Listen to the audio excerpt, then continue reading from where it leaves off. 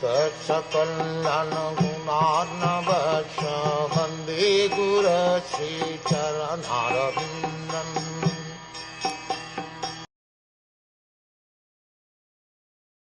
Sutta Goswami said, thus addressing Vyasadeva, Srila Narada Muni took leave of him, and vibrating on his vina instrument, he left to wander at his free will.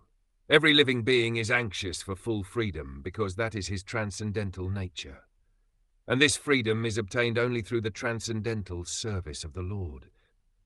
Illusioned by the external energy, everyone thinks that he is free, but actually he is bound up by the laws of nature.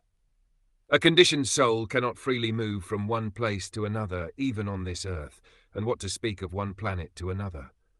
But a full-fledged free soul like Nārada, always engaged in chanting the Lord's glory, is free to move not only on earth, but also in any part of the universe, as well as in any part of the spiritual sky.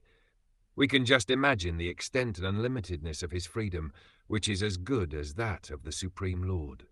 There is no reason or obligation for his travelling, and no one can stop him from his free movement. Similarly, the transcendental system of devotional service is also free. It may or may not develop in a particular person even after he undergoes all the detailed formulas. Similarly, the association of the devotee is also free. One may be fortunate to have it, or one may not have it even after thousands of endeavours. Therefore, in all spheres of devotional service, freedom is the main pivot. Without freedom, there is no execution of devotional service.